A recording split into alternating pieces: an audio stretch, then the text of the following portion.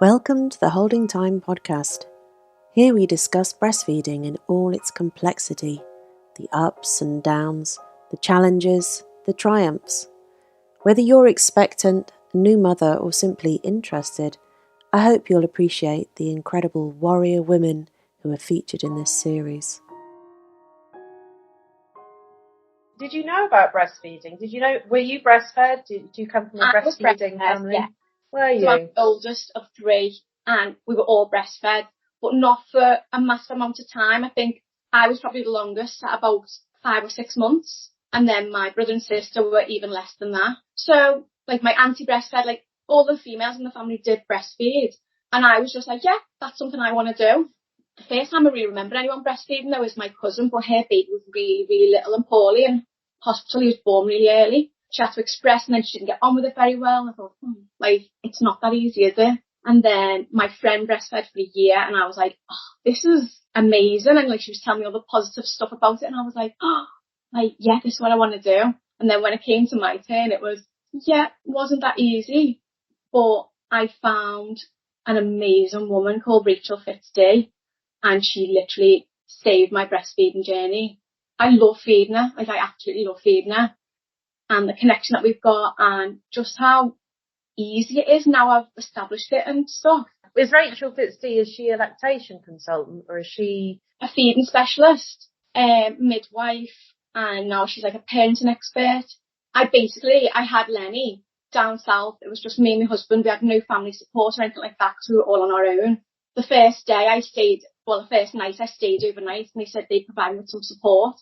They just like put me in this little side ward and was like, right, there you go. And I was like, okay, like, don't really know what I'm doing here.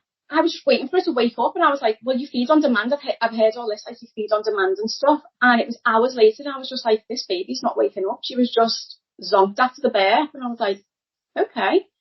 And then I heard the midwives bring another lady in and they were like, make sure you wake her up after 2 to 3 hours and give her a little feed. And I was like, it's been like 6 hours and I've not woke my baby up. Oh my God. And I went and I was like, excuse me, like no one's told me this, like can someone come and help me? And they were just like, you should have woke your baby up. And I was like, but no one told me and I didn't know that. Wow. So then she was just like really sleepy and she wouldn't go on and I'd harbour some colostrum and stuff. So I sent my husband home to get that. We were giving her that, trying to get it on. And they were just coming and like pushing her face onto my boob and I was going, oh, okay. And they were like, yeah, her latch is fine. When she got weighed, she'd lost about 11.5% of their birth weight. And they were like threatening like hospital and put me on a feeding plan. And it was just really, really intense. I ended up pumping, breastfeeding and giving her a top up of formula as well at the beginning. And I think I fed her more tears than actual milk in the first few days because it was just super stressful. Every 2 hours I had to feed her. But it felt like the whole feeding process took about 2 hours by the time she woke up and I breastfed and then I pumped and I'd fed her some formula top up. It was like, I'm not getting any rest. It's just so intense. So I remember phoning one of the support workers who came out to see me and she was lovely. But they all kept telling me I had low supply and to do power pumping and pump, like you need to get your supply up. And I was like, okay. Just doing that and I was just like losing my mind just trying to feed this baby who's just crying and I'm crying and it's just stressful. And she just mentioned this Rachel Fitzday and I thought I'm going to try and see what she's about. And she was just amazing, like just so logical and so like calming and reassuring. It was just unreal. Like, and she just said, listen, you've birthed this baby. There's no reason you can't breastfeed your baby. Like, you've got this. And I was like, she's right. I have got this. Like, I have birthed a baby. There's no reason I can't. And she like talks a lot about like the success rates in Africa and how high they are compared to our success rates in the UK, which are not that great. And I thought, yeah, like if they can do it over there with limited support, we can do it over here. She's got like this little technique where she calls it bung the baby on the boob technique rather than latching and attaching. And I was like, okay, I'll give it a go. I'll try anything. And I bung the baby on the boob and it worked. And she put loads of weight on and that was it, like game changer. And I thought, okay then, that was easy enough. My supply wasn't low. I was still pumping because I didn't know I had to stop. And they were like, you've got enough to feed a football team, Amy, stop pumping that. So what was this is really interesting to me, because I'm particularly interested in this area of like how that, you know, like I think women, when they start breastfeeding, they go through something really massive. It's like going through puberty in a day. It's like a huge transformation. This is my personal theory. And I think that what's missing is like you're walking a tightrope, and what's missing is you just need people to cheer you on, because you have to do it. And I think a really big part of why women do go wrong, and I know there's loads of clinical reasons as well, and there are genuine clinical reasons why women can't breastfeed, but I do think a lot of the time it is confidence. And when I interview mothers, they say that over and over again: just trust your body, trust yourself, trust your baby, just trust. And that is so much about just having that balance and knowing that you can do it. Yeah. I mean, in Africa, I think women are just surrounded by breastfeeding, and it's everywhere. Well, and I think that is what gives them the idea that it's possible more than anything, you know? Yeah.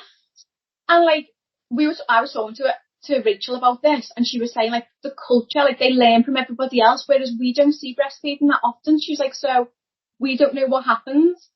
And now it's been we don't know what's normal. We don't know what's normal. So we sort of think, oh, if you're only producing like 10 ml of milk, is that normal? Well, for a newborn, it's very normal. 5 ml is normal. I'm really interested to know why they thought you didn't have enough milk, and what it was that you were doing before you did the bung the baby on. Like, how are you holding the baby that was different? So when I first held the baby, obviously I was like post-birth, and they just give you the baby, and I was like, okay, I'll give it a go. And I just sort of muddled through, and I got on with it how I thought you'd done it. And then when they were showing me, they were doing the cross-hip cradle hold, and now Rachel calls that strictly come breastfeeding, and I love that because it does feel a bit like you can't really do it. It's not sustainable. And then when she told me this, bung the baby on the boob, it was just so like easy and relaxed, and I had one hand free to have a cup of tea and eat some snacks and stuff, and I thought, right, this is it. This is how it's meant to be. Well, I suppose, you know, this is where midwives and breastfeeding counsellors kind of probably throw their arms up in the air and say, oh God, you know, because they can't be everything to everyone, and I suppose they can't replace what we've lost, which is just a culture of sitting around, seeing women feed, that feeling really normal, feeling really comfortable with that. Definitely. I think it's hard because people don't see it.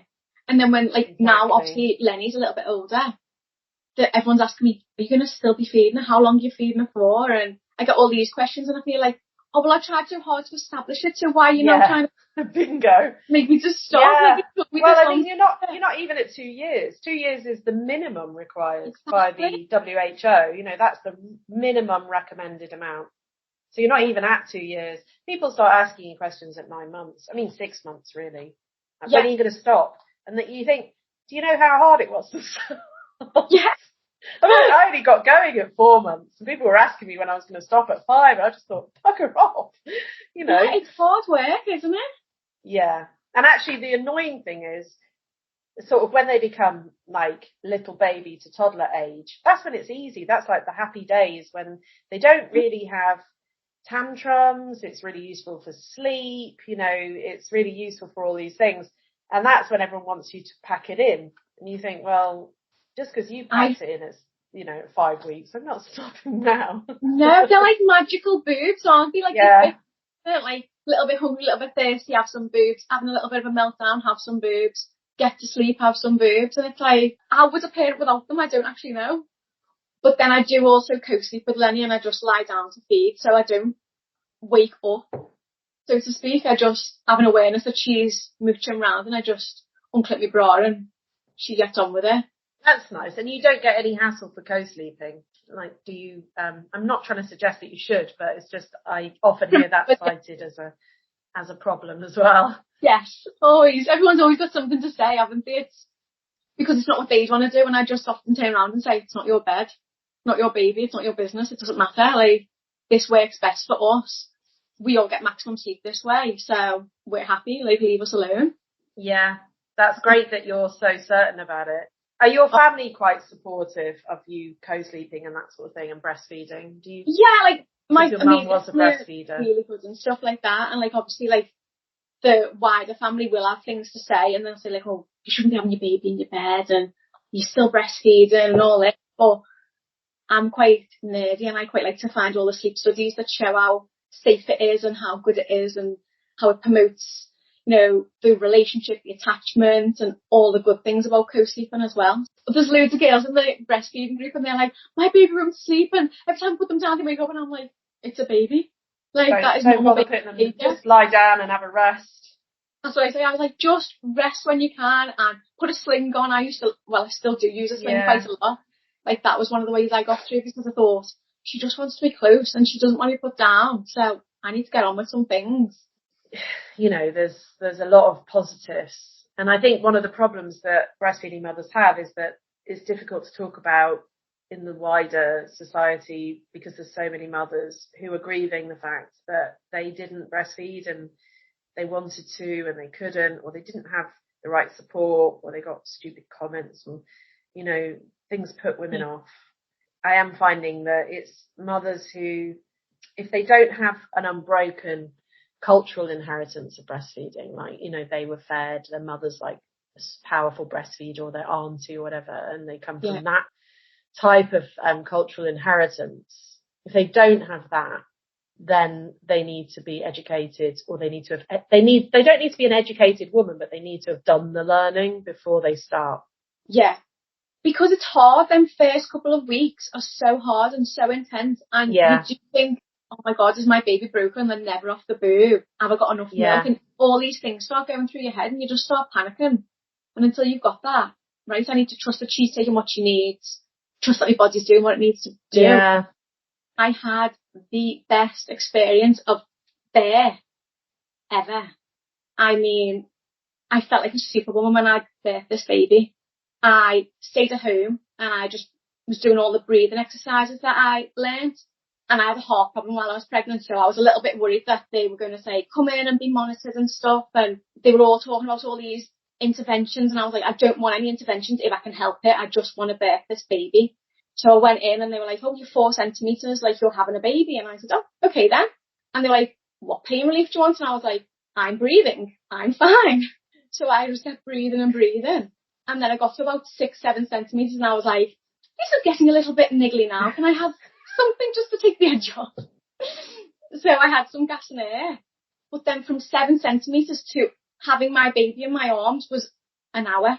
So it just went so quick. Yeah. And I just felt brilliant. Like, the midwife let me stand up and walk around and like just do what I needed to do. I didn't speak at all, which was unheard of for me. I just went into the zone, breathed this baby out. And then I was like, oh my God, my body is incredible. Like, I feel like Superwoman. And then after that, the breastfeeding sort of got me, and I was like, I knew my body wasn't what I wanted it to be. Like, I started getting all them like niggly doubts back in. Yeah. And I was like, okay. But then when I established it and I found the right people to give me the right support, I was like, no, do you know what? I'm so proud of this body. Like, I can do this. I trust my boobs. I trust my body. I trust my baby. Like, my body's birthed this baby and I can feed it. Like, this is it. Like, I can do this. Completely do it. And now I've done it. And I'm so happy. That is so lovely. That's such a great story. Thanks for listening, and thanks to everyone involved, our funders, Cheshire and Merseyside Women's Health and Maternity Programme, Arts Council England Lottery Awards for their support, along with all the amazing mothers and partners who have helped to make this project happen. You can find out more about the project by visiting holdingtime.org.